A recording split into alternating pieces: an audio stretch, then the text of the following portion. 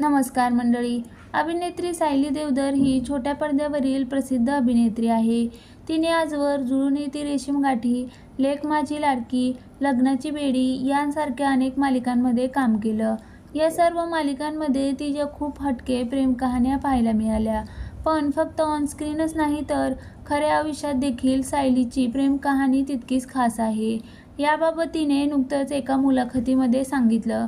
अभिनेत्री सायली देवधर आणि गायक गौरव या दोघांनी सुलेखा तलवलकरला मुलाखत दिली.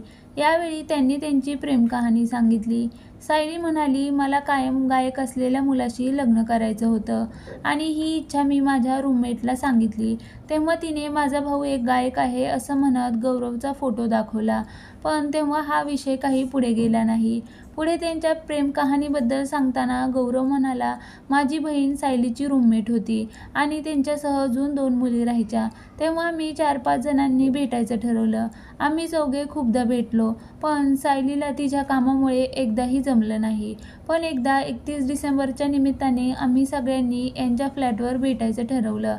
तेव्हा पहिल्यांदा आमची भेट झाली आणि जेव्हा मी पहिल्यांदा सायलीला पाहिलं तेव्हाच मला ती आवडली होती. त्या रात्री आम्ही सगळ्यांनी खूप गप्पा मारल्या, पण बाकीचे सगळे नंतर झोपून गेले. आम्ही पहाटे 3-4 वाजेपर्यंत एकमेकांशी गप्पा मारत होतो. पुढे सायली याबाबत बोलताना म्हणाली, यानंतर आमच्या भेटीगाठी वाढल्या आणि गौरवनं माझं मुंबईतलं काम आहे असं सांगून बऱ्याचदा मला भेटण्यासाठी यायचा. मला वाटायचं की ह्याचं खरंच काम आहे का? पुढे 2-2.5 महिन्याच्या ओळखीनंतर त्याने मला माझ्याशी लग्न करशील का असं विचारलं. यानंतर दोघांनी 2020 साली एकमेकांबरोबर लग्न केलं.